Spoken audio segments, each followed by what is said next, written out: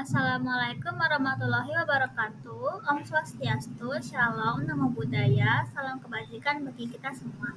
Perkenalkan, saya Alicia Jasmine Dorupane dengan NIM 24095111009 dari Program Studi Pendidikan Dokter Hewan, Fakultas Kedokteran Hewan, Universitas Udayana. Di video ini saya ingin membahas case-based learning mata kuliah Ilmu Penyakit Bakteri dan Jamur. Nah, pada case-based learning ini, saya ingin mengangkat kasus kolibasilosis pada anak babi. Langsung saja kita bahas kasusnya. Pertama, saya ingin menyampaikan latar belakang dari kasus ini. Kolibasilosis merupakan salah satu penyakit pencernaan yang sangat sering menyerang anak babi, terutama pada masa neonatal atau pasca kelahiran dan pada masa weaning atau pasca sapi. Penyakit ini disebabkan oleh infeksi Escherichia coli patogenik yang memiliki kemampuan untuk berkolonisasi pada mukosa usus dan menghasilkan toksin, menyebabkan diare sekretorik yang berat. Penyakit ini penting secara ekonomi karena dapat menyebabkan mortalitas tinggi, pertumbuhan terhambat, dan kerugian besar pada peternakan babi. Faktor predisposisi pada utama termasuk kebersihan kandang yang buruk, kurangnya asupan kolostrum, dan stres penyapihan yang semuanya dapat memperparah tingkat keparahan penyakit. Selanjutnya saya ingin menyampaikan masalah. Seorang peternak melapor bahwa beberapa anak babi berumur 4 minggu mengalami diare cair berwarna kuning keabu-abuan, berbusa, serta tanpa lemas dan dehidrasi. Sebagian babi mengalami pembengkakan pada kelopak mata dan berjalan sempoyongan, sedangkan satu ekor mati mendadak. Dalam waktu yang sama, beberapa anak babi berumur 2 hari dari induk yang lain juga mengalami diare putih kekuningan dan tampak lemah. Kondisi kandang terlihat lembab dengan transisi pakan yang dilakukan mendadak setelah penyapihan. Di sini ada dokumentasi dari kasus yang terjadi. Seekor anak babi mati dengan terlihat kelopak matanya mengalami edema atau pembekakan akibat penumpukan cairan di bawah permukaan kulit yang merupakan ciri khas dari penyakit kolibasilosis. Selanjutnya juga terdapat diare berwarna putih susu dari seekor anak babi dan juga diare kuning keabu-abuan. Dan kedua diare tersebut merupakan ciri khas dari penyakit kolibasilosis. Selanjutnya kita masuk ke pembahasan. Dilakukan pengujian isolasi bakteri dari sampel kotoran babi dan usus babi, lalu dilakukan uji gram, uji IMB, dan uji TSIA. Dari hasil yang didapat, kasus ini mengarah pada kolibasilosis pada anak babi yang mencakup dua bentuk klinis utama, yaitu neonatal diare yang terjadi pada anak babi usia 0-4 hari dan weaning diare yang terjadi pada anak babi usia 3-6 minggu. Penyakit ini disebabkan oleh E. coli enterotoxigenic atau ETEC yang menghasilkan toksin, serta pada kasus weaning dapat juga melibatkan stret penghasil toksin yang menyebabkan edema disease atau pembekakan. Dilakukan juga amnesis dengan memeriksa umur, kondisi kandang, dan gejala klinis. Jadi di sini ada hasil dokumentasi dari hasil isolasi bakteri dari sampel kotoran dan lemen usus anak babi.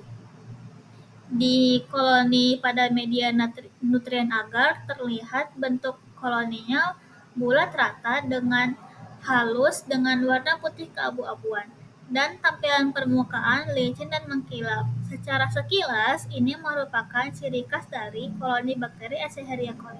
Selanjutnya, dari hasil isolat tersebut dilakukan uji gram dan didapatkan hasil bakteri berbentuk bacillus dengan warna merah muda yang artinya bakteri ini memiliki gram negatif dan termasuk bakteri enterik. Selanjutnya, dari isolat yang sama, dilakukan uji TSIA untuk mengetahui kemampuan fermentasi gula dan produksi hidrogen sulfida. Hasilnya adalah asid slane, asid bat, terdapat gas, dan tidak terdapat bercak hitam. Artinya, bakteri ini mampu memfermentasi glukosa, laktosa, dan sukrosa, sehingga menghasilkan asam dari sisa fermentasi gula, dan tidak memiliki enzim paradoksi senyawa sulfur. Lalu dari koloni yang sama dilakukan juga uji IMB untuk membedakan bakteri enterik ini berdasarkan kemampuan fermentasi laktosanya. Hasilnya adalah pertumbuhan koloni pada media IMB sangat baik, warna koloni hijau metalik mengkilap, lingkungan sekitar media berwarna sedikit keunguan dengan hasil ini menginterpretasikan bahwa fermentasi laktosa terjadi sangat kuat yang merupakan ciri khas bakteri E. coli. Dari hasil uji tersebut, diambil kesimpulan bahwa para anakan babi tersebut terserang penyakit kolibasilosis. Selanjutnya masuk ke pembahasan. E. coli merupakan bakteri oportunistik yang normalnya terdapat pada gastrointestinal tract atau GIT dalam jumlah yang terkontrol. Akan tetapi, E. coli dapat berubah menjadi patogen jika terjadi perubahan lingkungan yang menguntungkannya dan penurunan status kekebalan hospes. E. coli patogenik ini berkembang pada lumen dan merusak usus lalu menuju aliran darah. Kerusakan pada dinding usus merangsang gerakan hiperperistaltik dan menyebabkan diare. Diare menyebabkan banyak cairan ekstraseluler keluar, ion bikarbonat berkurang, sehingga terjadi dehidrasi dan asidosis. Asidosis selalu merusak dinding usus dan merangsang gerakan hiperperistaltik dan menimbulkan diare pada neonatal. Selanjutnya, winning diare terjadi pada anak babi berusia 3-8 minggu, tepat setelah disapih dari induknya. Pada fase ini, antibiotik dari kolostrum mulai menurun, sementara sistem imun anak babi belum berkembang sempurna. Stres akibat perubahan lingkungan dan pakan juga menjadi faktor pemicu penting.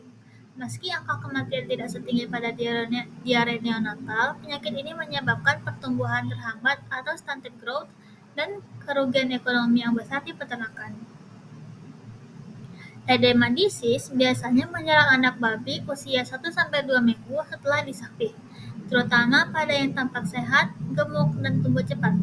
Setelah bakteri menempel di usus, toksin yang dihasilkan masuk ke aliran darah dan menyebabkan kerusakan sel pada endotel pembuluh darah sehingga terjadi kebocoran plasma ke jaringan sehingga membentuk edema atau pembengkakan. Nah, upaya pemecahan masalah dari kasus kolibasilosis ini adalah penanganan meliputi hidrasi intensif, pemberian antibiotik sesuai hasil uji sensitivitas, elektrolit dan probiotik, serta menjaga kebersihan lingkungan.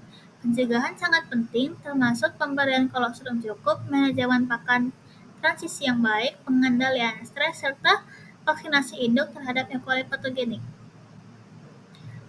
Lalu, kesimpulan dari kasus ini adalah kolibasilosis pada anak babi merupakan penyakit enterik yang sangat merugikan dan dapat terjadi pada 2 fase penting, yaitu neonatal dan masa penyapihan atau weaning.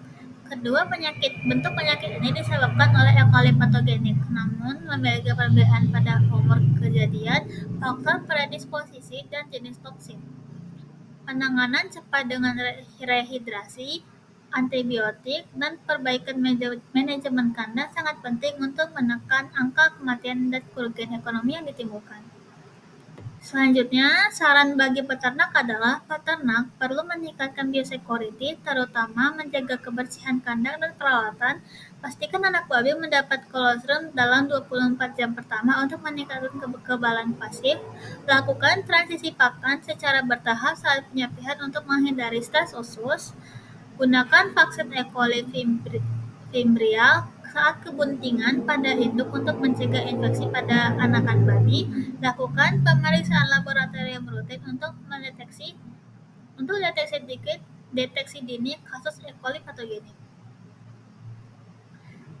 Akhir kata, terima kasih telah menonton video ini hingga akhir. Semoga case-based learning ini dapat memberikan wawasan sehingga kita dapat lebih waspada terhadap kasus kolibasilosis ini, terutama karena bakteri ini sangat motil sehingga penularannya sangat-sangat cepat. Akhir kata, wassalamualaikum warahmatullahi wabarakatuh. Om Santi Santi Santi, Om Shalom, Namo Buddhaya, salam kebajikan bagi kita semua. Terima kasih.